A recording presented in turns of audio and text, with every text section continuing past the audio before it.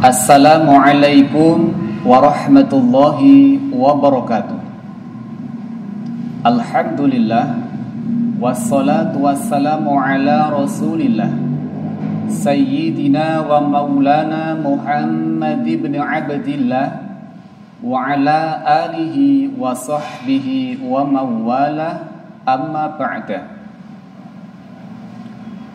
Ustadz dan Ustadzah, Bapak Ibu serta Mas dan Mbak yang dimuliakan Allah, bersyukur kepada Allah atas nikmat iman, Islam, sehat walafiat yang Allah berikan kepada kita. Ya qaulit tahmid, alhamdulillahi rabbil alamin. Semoga dengan nikmat yang Allah berikan kepada kita ini, kita diberikan kemampuan serta berusaha untuk mensyukurinya, sekaligus berusaha untuk menjadi lebih baik dalam beraktivitas sehari-hari. Harapannya mendapatkan ridha Allah Subhanahu wa ta'ala. Selawat serta salam semoga senantiasa tercurah kepada baginda Rasulullah sallallahu alaihi wasallam, alladzi turja syafa'atuhu yaumal qiyamah, yang kita nantikan syafaatnya di hari kiamat nanti. Amin ya rabbal alamin. Ustadz Ustadzah, Bapak Ibu serta Mas dan Mbak yang dimuliakan Allah, tidak terasa saat ini kita berada di bulan Rajab. Sebagaimana kita fahami bersama, di bulan Rajab ini ada satu peristiwa yang agung, peristiwa yang luar biasa yang dialami oleh baginda Rasulullah sallallahu alaihi wasallam, yang tidak pernah dialami oleh Rasul dan Nabi sebelumnya. Bahkan peristiwa Isra Mi'raj ini diabadikan oleh Allah dalam Al-Quran, yaitu surah Al-Isra.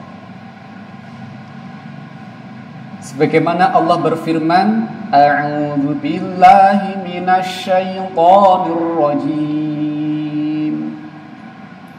Bismillahirrahmanirrahim.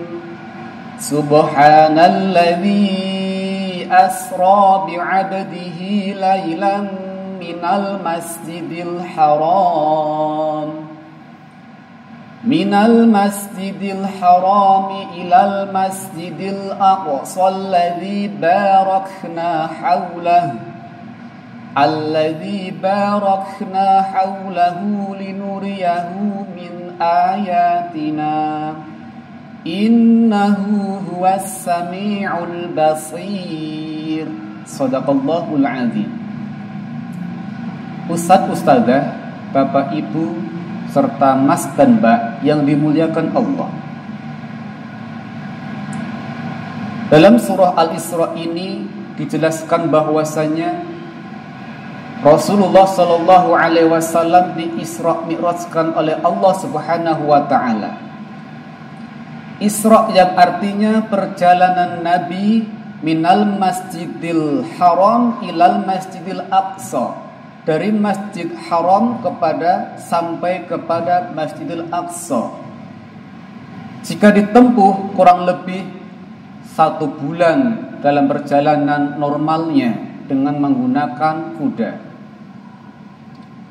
Kemudian Mi'raj yang dimulai dari Masjidil Aqsa atau Baitul Maqdis, melewati langit 1, 2, 3, 4, 5, 6, 7 sampai ke Sidratul Muntaha. Ini pun butuh waktu yang lama.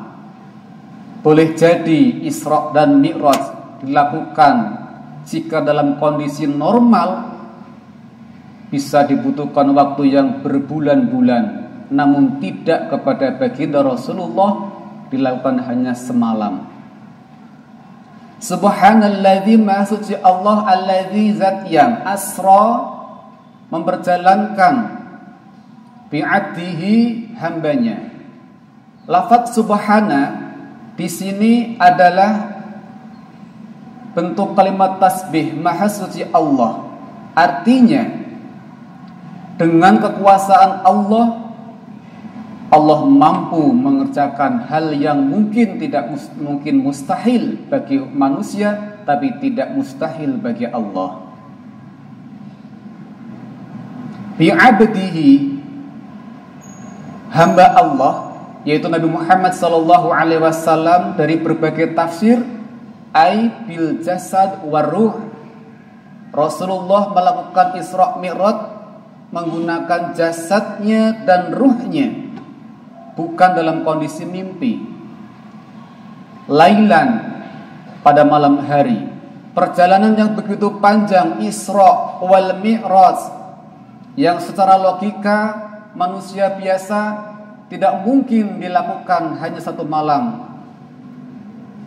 Maka subhanallah, Nabi Muhammad SAW di Isra Mi'rajkan oleh Allah hanya sekejap malam. Lailan menggunakan isim nakirah yang menunjukkan arti sebagian malam. Berbeda dengan lafaz al-laila jika menggunakan isim ma'rifat, di situ semalam full, tetapi berbeda dengan lailan, di sini menggunakan lailan, maka yang berarti sebagian malam. Dalam peristiwa tersebut, maka wajar pada saat setelah Isra dan Mi'raj, Rasulullah SAW menyampaikan kepada kaumnya, kepada umatnya. Sebagian besar dari umatnya yang sebelumnya beriman kepada Rasulullah, dengan diberikan informasi seperti ini, sebagian murtad, tidak beriman kepada Rasulullah, karena secara logika manusia biasa tidak mungkin perjalanan yang begitu berbulan-bulan hanya ditempuh dengan sekejap malam.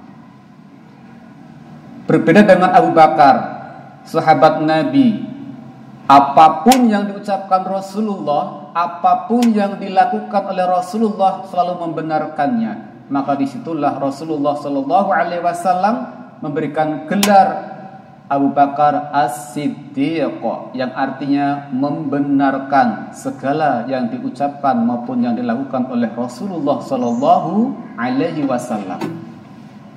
Kembali kepada Isra dan Mi'raj. Walhasil dari perjalanan Isra wal Mi'raj, Rasulullah SAW mendapatkan wahyu perintah solat 50 waktu.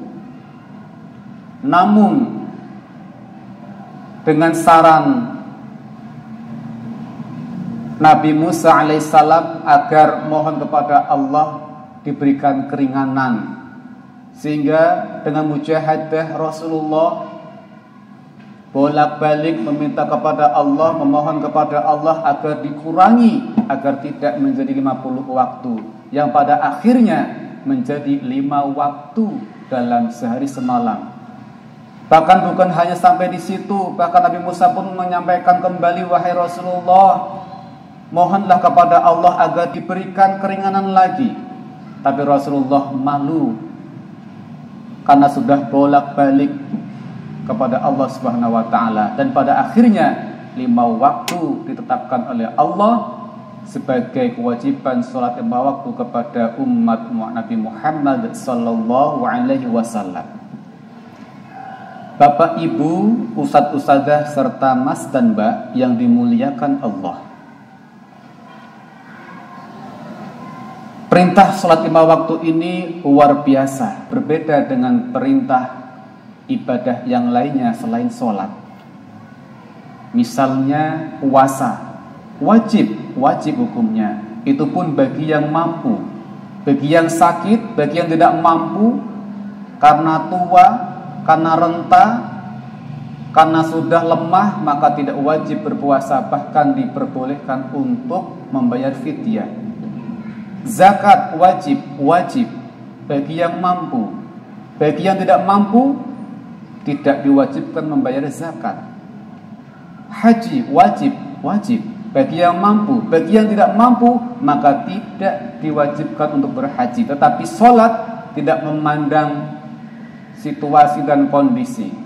Apapun situasi dan kondisinya, maka wajib hukumnya sholat. Tidak memandang usia, tua ataupun muda, kaya ataupun miskin, sehat ataupun sakit. Dalam situasi apapun, kondisi bagaimanapun, sholat tetap dilaksanakan.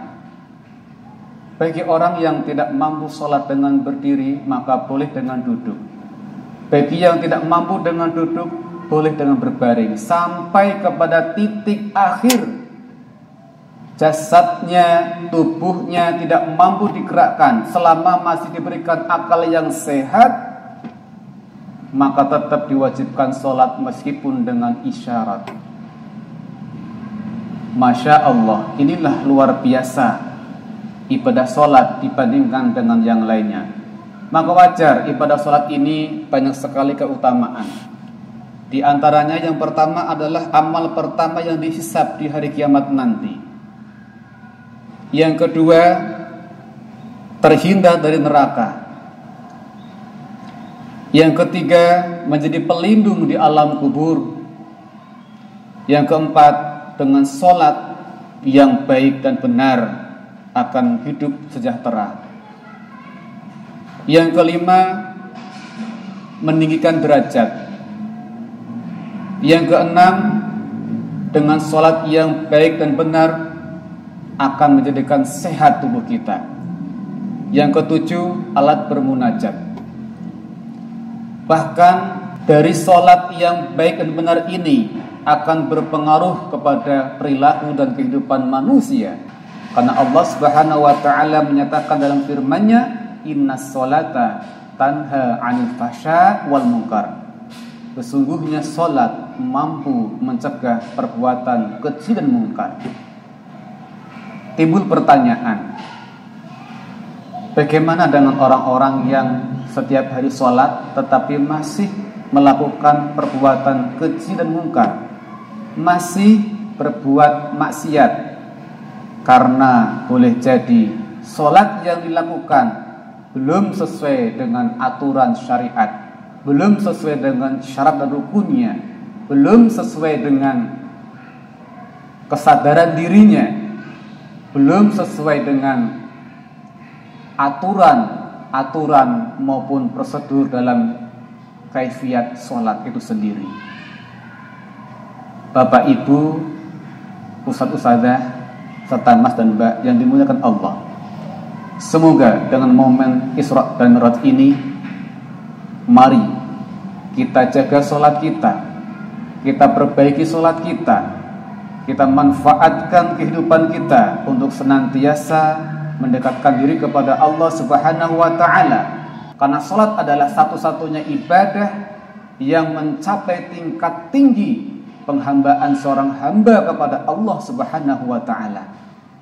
Mudah-mudahan apa yang saya sampaikan bermanfaat dan semoga kita termasuk orang-orang yang ahli ibadah, ahli salat, sehingga apa yang kita lakukan mengharapkan ridha Allah Subhanahu wa taala. Mohon maaf jika banyak kekurangan dan kesalahan. Wabillahi taufiq wal hidayah wal afwa minkum. Assalamualaikum warahmatullahi wabarakatuh.